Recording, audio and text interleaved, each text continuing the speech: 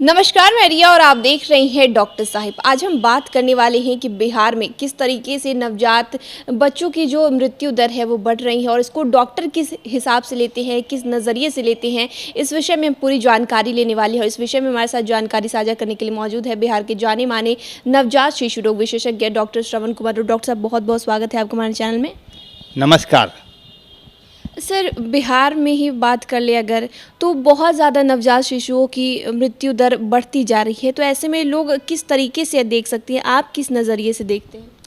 जी, बच्चों में या नवजात शिशु मृत्यु दर निश्चित बिहार में यह चिंता का विषय है और नवजात शिशु मृत्यु दर 20 से ज़्यादा है। यानी साल भर में 1000 में 20 बच्चे नवजात की मृत्यु होती है, जबकि यह आंकड़ा हमारे ही देश में केरला में यह 9 है।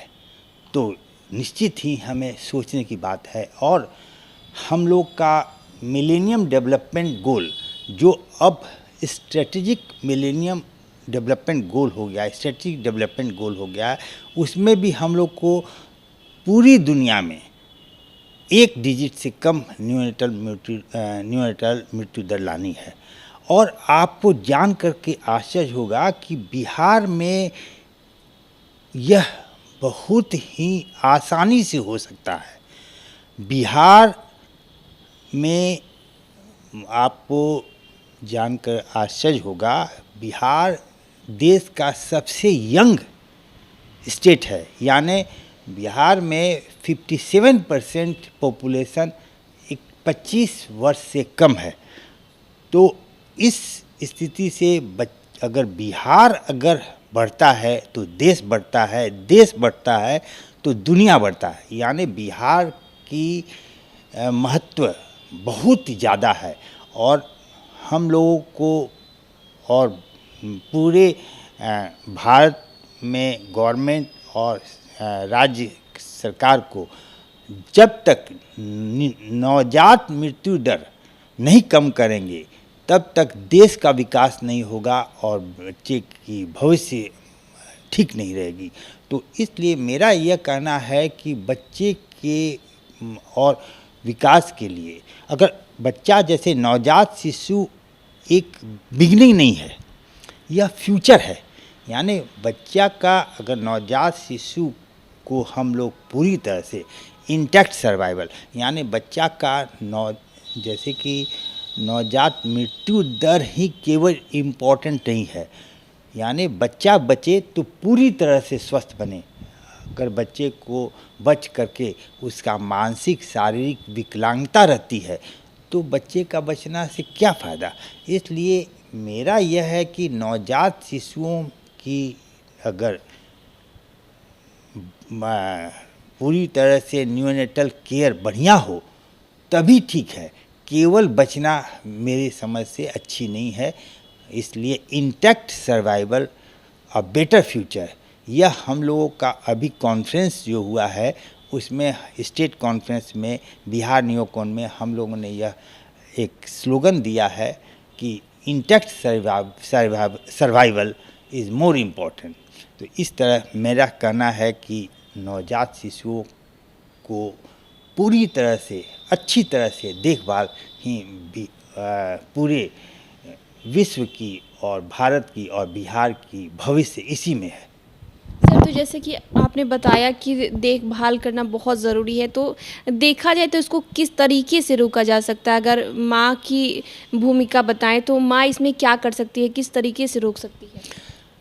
माँ का खान पान, माँ की पूरी एंटीनेटल टेस्ट, बच्चे को माँ गर्भवती होती है उसके पहले ही उसको पूरी तरह से तैयार करना चाहिए कि तुम्हारा बच्चा होगा तो तुमको गर्भ अवस्था में क्या क्या देखभाल करनी है, बच्चा होने के बाद अपना दूध पिलाना है वह बहुत ज़रूरी है, तुम्हारा स्वास्थ्य ज़्यादा ज़रूरी है। और बच्चे का जो प्रसव वह इंस्टीट्यूशनल डिलीवरी, माने हॉस्पिटल में डॉक्टर की देख रेख में हो तो अगर बच्चा को किसी भी तरह से, या बच्चा होने के बाद रोता नहीं है, चाहे समय से पहले होता है, चाहे बच्चे को कोई इन्फेक्शन होता है, तो उसका इमीडिएट केयर हो, तब बच्चे का इंटैक्ट सर्वाइवल होगा।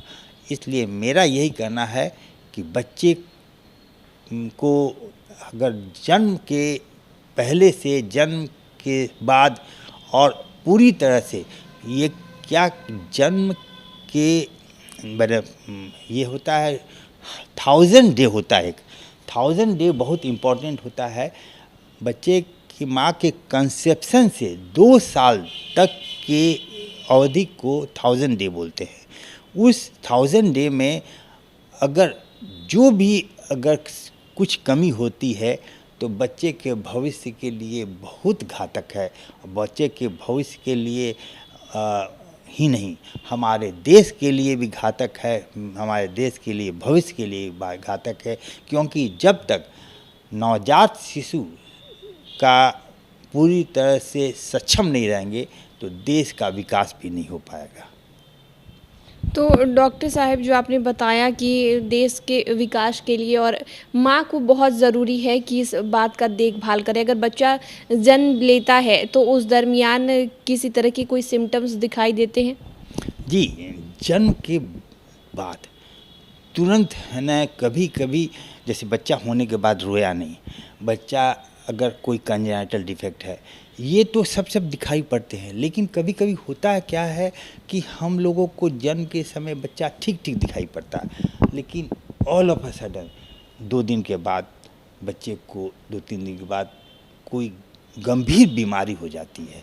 तो इसके लिए मेरा कहना है कि हम लोग बच्चे का जन्म के बाद न्यूनेटल स्क्रीनिंग टेस्ट, यानी बच्चे के ब्लड से हम लोग एक 3 बूंद ब्लड ब्लॉटिंग पेपर पे रख करके हम लोग इसका स्पेशल जांच कराते हैं, जिसे न्यूनेटल स्क्रीनिंग कहते हैं, जिसमें बच्चे की कुछ जो कॉमन बीमारियां होती हैं उसका जन्म के समय दिखाई नहीं पड़ता है, लेकिन बाद में वह बहुत घातक होता है। जैसे कि सबसे इम्पोर्टेंट है हाइपोथायरॉयडिज्म, यानी कंजेनिटल हाइपोथायरॉयडिज्म। बच्चा को अगर हाइपोथायरॉयड की कमी है तो बच्चे का मानसिक विकास अवरुद्ध हो जाएगा, बच्चा पूरी तरह से मेंटल रिटार्डेड रहेगा। तो इसलिए अगर बच्चे का हम लोग जन्म के समय ही थायराइड का टेस्ट कर लेते हैं और उसका उचित ट्रीटमेंट करते हैं तो बच्चे का मेंटल रिटार्डेशन नहीं होगा। दूसरा है ये G6PD डिफिशियंसी। यह एंजाइम है जो बच्चे के रक्त में रहता है, जिससे कि बच्चे का रक्त नहीं टूटता है, बच्चे का हीमोलिसिस एनीमिया नहीं होती है। तो यह एंजाइम का अगर कमी रहता है तो हम लोग उसको लिए अलर्ट हो जाते हैं। और तीसरा है कंजेनिटल एड्रिनल हाइपरप्लेसिया, यानी बच्चे के में अगर हार्मोन की डिफरेंस से कंजेनिटल एड्रिनल हाइपरप्लेसिया होती है, जिससे कि बच्चे की जेनेटालिया है ना, वो डिफरेंट, जैसे कि लड़के की तरह से दिखाई पड़ते हैं, लड़कियां की जेनेटिलिया लड़के की तरह से दिखाई पड़ते हैं, जिससे कि हम लोग उसको जन्म के समय में ही डिटेक्ट कर सकते हैं। और भी 4-5 बीमारियां हैं जिसे हम लोग जांच करके पता लगा सकते हैं। तो ये जो न्यूनेटल स्क्रीनिंग बहुत ज़रूरी है। तो शुक्रिया डॉक्टर साहब, जो आपने जानकारी दी उसके लिए बहुत बहुत शुक्रिया। धन्यवाद। तो आप डॉक्टर श्रवण कुमार को सुन रहे थे, जिन्होंने इतनी सारी जानकारी हमारे साथ साझा की। आप इस विषय में क्या सोचते हैं हमें कमेंट कर ज़रूर बताएं। चैनल को सब्सक्राइब कर ले, फेसबुक पेज को लाइक कर ले। वीडियो देखने के लिए आपका शुक्रिया।